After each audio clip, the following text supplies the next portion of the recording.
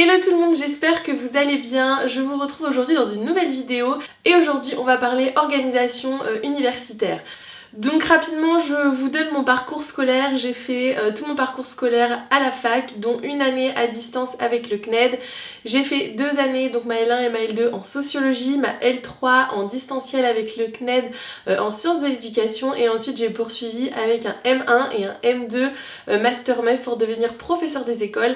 Et depuis la rentrée de septembre, je suis officiellement diplômée de mon master et professeur des écoles à temps plein. Aujourd'hui du coup je vous propose de vous partager toutes mes petites astuces d'organisation pour quand j'étais à l'université, sachant que j'ai été diplômée au mois d'août. Je pense que mes astuces ne sont pas encore archaïques et que c'est le moment de vous les partager. Et d'ailleurs cette vidéo est sponsorisée par le CNED, donc je les remercie de m'avoir permis de réaliser cette vidéo et de pouvoir vous partager toutes mes petites astuces en espérant pouvoir vous aider dans votre cursus, parce que je sais que des fois on a des moments de solitude, on est complètement perdu, on ne sait pas quoi faire. Donc si tu es dans ce cas, ou si tu viens de passer tes partiels et que tu as envie d'avoir une meilleure organisation pour ton second semestre, que tu sois en cours à la maison avec le CNED ou en présentiel, n'hésite pas à regarder cette vidéo. Alors moi, pour vous donner mes astuces, je vais m'appuyer sur mon année avec le CNED, parce qu'en fait cette année de distanciel, donc ma L3 sciences de l'éducation à distance avec le CNED, m'a vraiment permis de créer une vraie organisation pour mes cours, et en fait j'ai gardé cette organisation tout le long de mon master par la suite.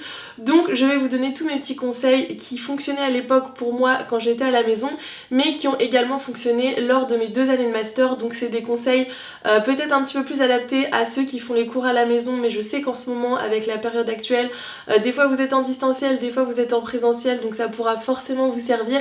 Et mes 2 années de master, j'étais en présentiel à la fac et j'ai également utilisé ces astuces, donc vous pouvez très bien vous en inspirer si vous faites des cours en présentiel, que ce soit des cours à l'université, des cours dans un BTS, etc.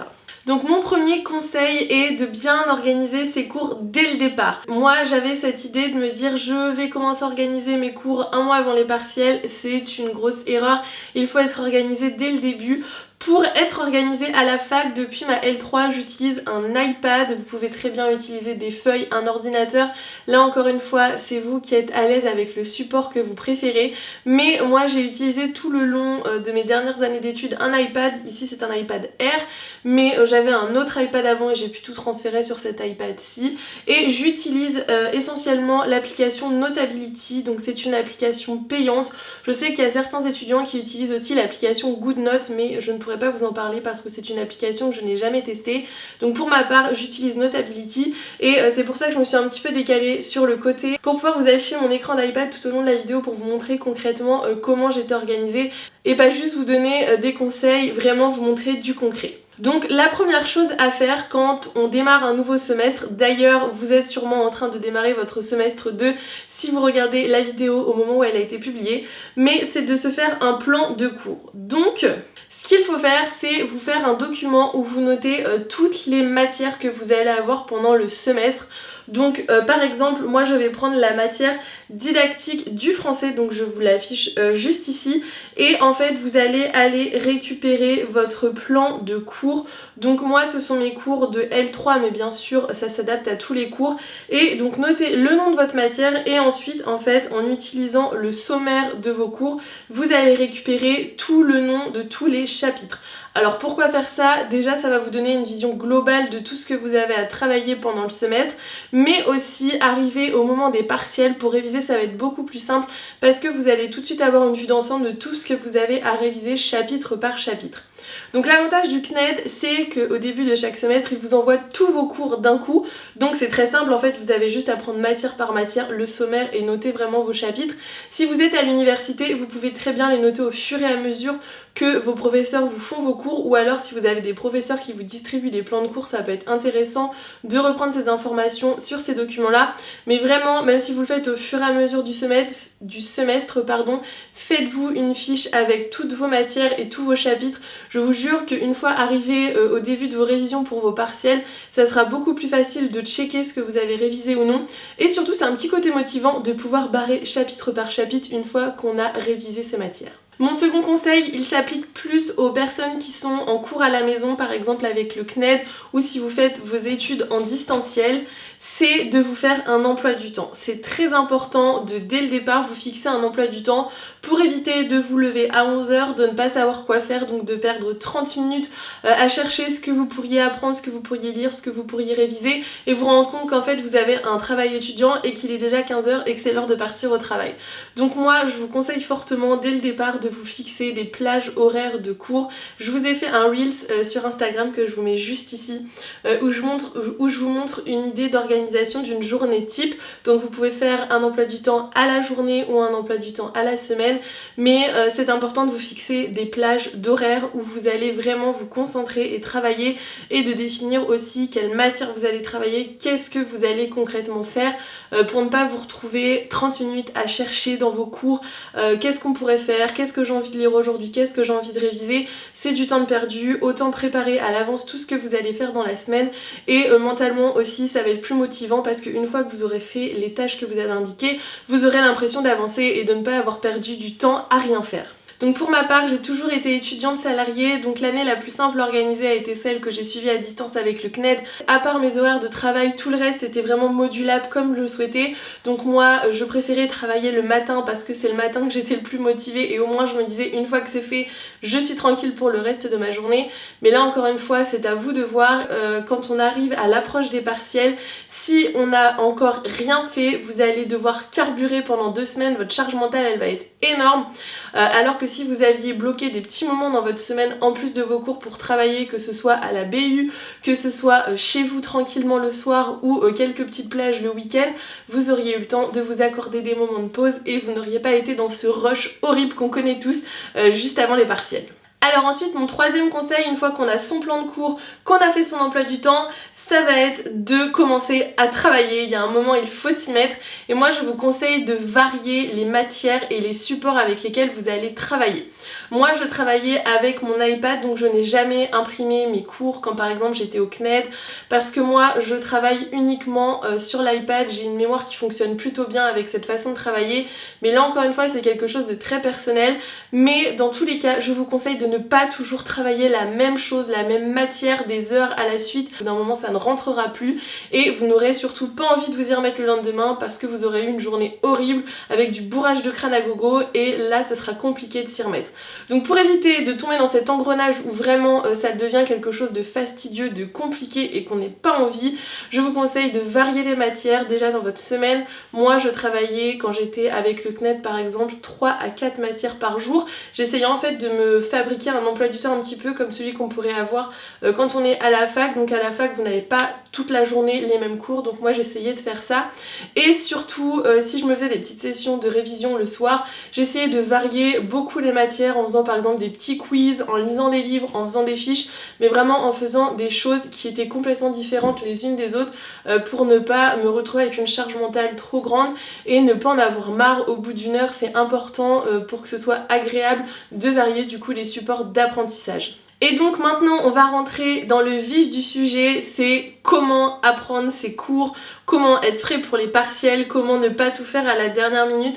Je vais vous montrer comment moi je m'organise. Encore une fois, c'est une méthode qui est propre à moi. Vous pouvez utiliser d'autres méthodes qui fonctionnent aussi bien, mais pour ceux qui auraient besoin d'aide, qui auraient besoin de conseils, je vous montre un petit peu comment moi je m'organise. Donc je reprends mon petit iPad et je vous montre ça tout de suite. Donc quand on arrive dans mon espace Notability, je vous mets l'écran juste ici, vous voyez que j'ai plusieurs catégories. J'ai la catégorie L3 sciences de l'éducation où je répertorie toutes mes matières. Moi j'avais un dossier par matière pour éviter de me perdre. Ça me permettait aussi au moment des révisions de voir un petit peu où j'en étais. Et j'ai également, comme vous voyez, un dossier Master 1 avec également toutes les matières que j'avais en Master 1. Et je n'ai pas de fichier Master 2 tout simplement parce qu'en Master 2 j'ai été 50% en présentiel, 50% avec ma gestion de classe et du coup je n'utilisais pas mon iPad de la même manière.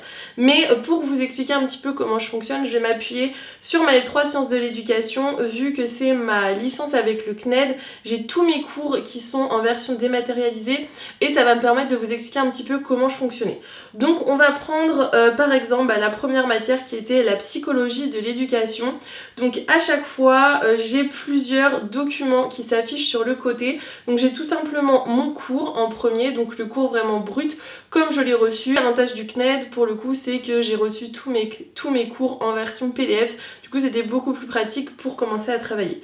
Donc on a mon cours, ensuite on a un dossier qui s'appelle devoir parce que bien sûr comme à l'université, même si vous faites des cours à distance, vous avez également des devoirs à rendre.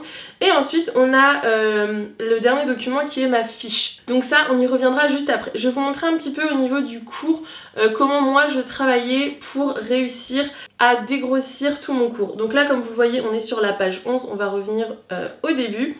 Donc c'est un cours de psychologie de l'éducation. Ensuite vous avez le sommaire avec les différents chapitres abordés.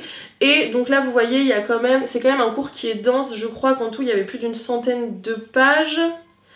Si je ne dis pas de bêtises, vous voyez, le cours fait 113 pages. Donc, vous n'allez pas pouvoir réviser votre cours en entier avant les partiels, ce n'est pas possible. Donc, il va falloir faire déjà un premier travail où on va dégrossir et récolter les informations importantes. Donc moi, sur certaines plages de travail, ce que je faisais, je me disais, par exemple, aujourd'hui, on va lire 20 pages du cours et il va falloir ensuite en faire un résumé. Donc ce que je faisais avec mon Apple Pencil, ça aussi c'est un indispensable si jamais vous utilisez un iPad, tout simplement, j'ai lu mon cours tout simplement plusieurs fois et je suis venue récupérer les informations importantes en venant tout simplement surligner les informations qui me semblaient importantes. Donc ça peut être des éléments de contexte, ça peut être des dates, ça peut être des définitions. Moi je notais également aussi le plan parce que souvent quand on a une dissertation, d'avoir en tête le plan de son cours ça peut être quelque chose qui permet de faire plus simplement une dissertation. Donc voilà, si vous voulez un petit tips, vous pouvez surligner du coup également tous les éléments qui structurent votre cours pour avoir déjà directement une vision de quoi parle votre cours. Et tout ce qui est définition, les dates, les personnes importantes aussi, si votre cours parle de personnes, pour pouvoir ensuite, si besoin, aller faire des recherches sur ces personnes dont on vous parle. C'est vraiment la clé du travail, c'est vraiment de bien dégrossir son cours. Donc on surligne toutes les informations, donc soit comme moi j'ai fait sur mon iPad, soit en imprimant vos cours et en le faisant directement avec un stabilo, ou si vous prenez des notes à la main tout simplement à stabiloter vos cours. Une fois qu'on a fait ça et qu'on a dégrossi tout notre cours, il va falloir qu'on construise nos fiches de cours. Donc je vous montre ma fiche de cours de psychologie de l'éducation. Alors bien sûr tous les cours que vous voyez en parallèle sur le côté, ce sont des cours qui datent de 2017 de ma L3 sciences de l'éducation. Donc si vous inscrivez avec le CNED actuellement en L3, vous n'aurez peut-être pas les mêmes contenus de cours vu que les cours évoluent d'année en année. Vraiment moi je vous montre le concret de comment moi je faisais à cette époque-ci, mais peut-être que si vous inscrivez l'année prochaine vous n'aurez pas les mêmes cours mais les méthodes resteront les mêmes. Donc au début de ma fiche, donc moi je fais les fiches sur l'iPad aussi, bien sûr vous pouvez les faire à la main sur une feuille Bristol, sur une feuille comme vous souhaitez, mais je note le nom du cours, donc la psychologie de l'éducation. J'ai en parallèle une petite fiche où j'ai tout mon plan de cours, donc je ne refais pas mon plan de cours forcément sur ma fiche de révision parce que je trouve qu'en fait ça prend beaucoup de place. Donc j'ai toujours en fait en parallèle ma fiche avec toutes les informations importantes du cours et ma fiche avec le plan du cours, comme ça me permet de faire des va-et-vient entre les deux et dans ma tête d'essayer de construire des dissertations un petit peu au hasard pour m'entraîner pour mes partiels, mais vous pouvez très bien regrouper les deux fiches en une. Donc ce que je faisais, c'est que je notais les informations importantes donc que j'ai extraites de mon cours. J'avais un petit code couleur également. J'avais donc en bleu, donc tout ce qui est surligné en bleu, ce sont les personnes, comme je vous le disais, les personnages importants du cours, donc soit sur lesquels j'ai fait ensuite des recherches, soit juste pour me rappeler de leur nom pour les citer au moment des partiels. J'ai également en orange, donc tout ce qui est surligné en orange c'est les définitions, donc c'est les mots importants du cours, donc souvent c'est ce qui va vous permettre également de construire vos dissertations au moment des examens, et en jaune c'est les informations à ne pas manquer. Donc voilà un petit peu comment moi j'organisais mes fiches. Donc là au début c'est très texte, mais je crois que j'ai des schémas également. Donc là par exemple j'ai un schéma, donc voilà, vraiment vous pouvez résumer vos cours de la façon dont vous voulez, vous pouvez faire des cartes mentales, vous pouvez faire des fiches très simples, vous pouvez faire des schémas. C'est vraiment à vous de voir ce qui vous correspond le mieux, mais ça, il ne faut pas le faire au dernier moment. Vraiment, moi je vous conseille de faire vos fiches au fur et à mesure où vous dégrossissez vos cours, parce que c'est pas 2 semaines avant les partiels que vous allez avoir le temps de faire des fiches. Et sachez également que en fonction de la mémoire que vous avez, faire vos fiches va vous aider également à apprendre votre cours au fur et à mesure, ce qui fait que quand vous allez commencer à réviser pour vos partiels, vos fiches seront prêtes, vos cours seront dégrossis et vous aurez déjà une idée de quoi parle votre cours, parce que en faisant vos fiches, vous aurez retenu certaines informations. Donc c'est vraiment important, comme je vous disais, c'est de s'y mettre vraiment dès le début, de travailler un petit peu chaque jour, pas vous faire des grosses sessions de 8 heures de travail, ça n'a aucun intérêt je trouve, mais travailler un petit peu tous les jours pour vraiment garder en tête tout ce que vous apprenez et au moment des partiels, ce sera beaucoup plus simple pour vous de réviser et vous ne serez pas dans ce stress, dans ce rush, dans cette période horrible qui sont les révisions des partiels. Donc vous voyez là j'ai également un second schéma, donc vraiment hein, vous pouvez faire autant de schémas que vous voulez. J'ai un autre schéma, voilà, j'utilise plusieurs schémas pour faire mes fiches. Déjà ça permet aussi de se reposer un petit peu et de ne pas avoir l'impression de lire un pavé de texte. Ça sert à rien de recopier des blocs de texte dans vos fiches. Faites-vous des fiches avec des mots-clés, les personnes importantes, des dates, des définitions, des schémas. Et pour moi, je pense que vous seriez déjà très bien parés pour vos partiels. Et la dernière chose que je voulais vous dire, le dernier conseil qui est pour moi primordial, alors qui s'applique plus aux personnes qui sont en distanciel avec le CNED que peut-être les personnes qui vont à la fac par exemple, c'est ne rester pas seul face à un problème. Quand vous êtes en cours à la maison avec le CNED, vous recevez vos cours chez vous et ensuite on vous dit bah voilà, au partiel tu passeras telle matière, telle matière, telle matière, mais ne restez surtout pas seul face à votre contenu de cours. Déjà dans certaines licences comme la licence 3 sciences de l'éducation, vous avez des périodes de regroupement, donc au début de l'année où vous allez rencontrer tous les gens qui font la même licence que vous allez également rencontrer vos professeurs, donc ça c'est super important d'y assister si c'est possible pour vous bien sûr, mais également quand vous êtes en train de lire votre cours, si vous avez des questions, s'il y a des choses que vous ne comprenez pas, ça s'applique à tout étudiant, notez-le sur une petite fiche ou sur un post-it et quand vous revoyez votre professeur ou quand vous avez besoin de lui envoyer un mail, glissez-lui toutes les petites questions et je vous assure qu'il vous répondra et ça permettra de ne pas rester bloqué sur une notion que vous ne comprenez pas. Surtout quand on est en enseignement à distance, il ne faut pas rester avec des choses qu'on ne comprend pas parce que ça risque de vous créer un blocage qui fait qu'après vous n'aurez plus envie de travailler cette matière-ci. Donc pour moi il est important de noter ces petites questions et ensuite de les transmettre à la personne qui a écrit le cours ou qui vous enseigne la matière pour pouvoir avoir des réponses et avancer dans vos apprentissages. Autre chose, faites les devoirs qui vous sont proposés. C'est très important aussi de s'entraîner de façon concrète pour ces partiels, que ce soit des dissertations obligatoires ou non, des exercices donnés obligatoires ou non. Moi je vous conseille d'en faire le plus possible afin de ne pas vous retrouver le jour J devant votre partiel et vous dire mais je n'ai jamais fait ce style d'exercice. Souvent si on vous donne des devoirs ou des exercices c'est pour vous aider à vous préparer pour le jour de l'examen. Donc voilà, mon conseil c'est vraiment de faire ces exercices. Et également c'est sympa aussi de travailler avec d'autres étudiants, ne travaillez pas toujours seul.